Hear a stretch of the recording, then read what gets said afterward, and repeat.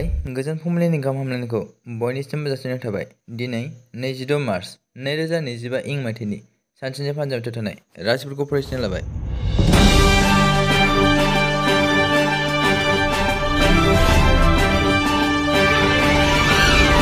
मेष राशि धोन आरो सम्पथिनि बिथिङाव बांगोन। नोंथाङा आजै आजौनि सम्पथिखौ मोनगोन। मेष राशिनि खाफालगोनां अनजिमाया 6।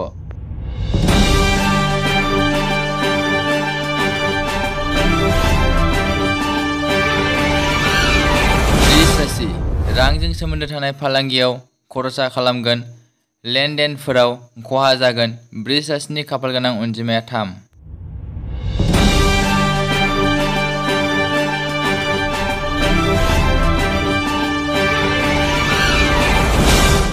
मिथुन राशि रांनि सोमोन्दै फालांगियाव गावखौ फोथायनाय बांनायखौ मोनदांगोन। रागाजों खामानिया गाज्रि जागोन।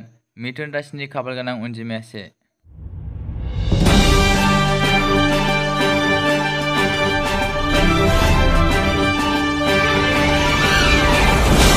कर्कट राशि सुबुंफोरा खुन्दुंनि फालांगिनिफ्राय मुलाम्फा जागोन। बिमाखौ गोथार थावनियाव लांगोन। कर्कट राशिनि खाफालगोनां अनजिमाया 2।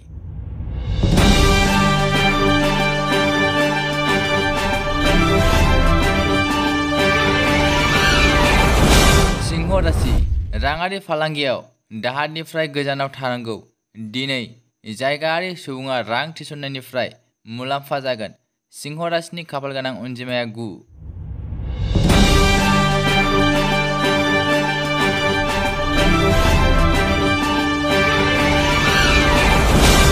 कन्या राशि धोनखौ लानानै फालांगियाव आयेनारि जेंनाजों मोगा-मोगि जानो हागौ। नोंथाङा लोगोनिफ्राय अनथोब मोनगोन। कन्या राशिनि खाफालगोनां अनजिमाया 4।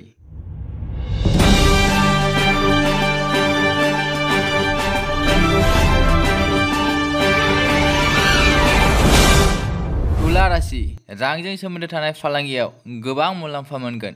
दावबायनायनिफ्राय नोंथाङा मुलाम्फा मोनगोन। तुला राशिनि खाफालगोनां अनजिमाया 1।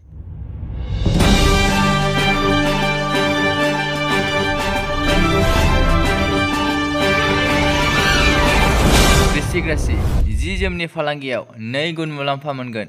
मुलिनि बिथिङाव थागिबिया मुलाम्फा जागोन। वृश्चिक राशिनि खाफालगोनां अनजिमाया 8।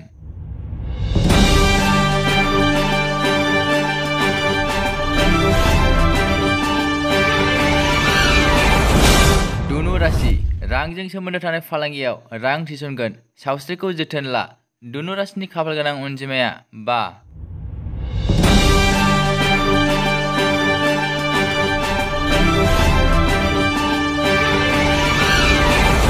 मकर राशि गोबां सुबुङा रांनि लेनदेनाव सानस्लाबै मुलाम्फा मोनगोन।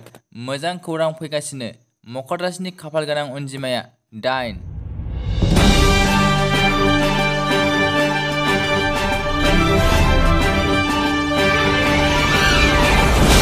कुम्भ राशि फालांगियाव मोनसे गोदान मावथांखि मोनगोन। आद्रा थानाय रांखौ मोनगोन। कुम्भ राशिनि खाफालगोनां अनजिमाया 3।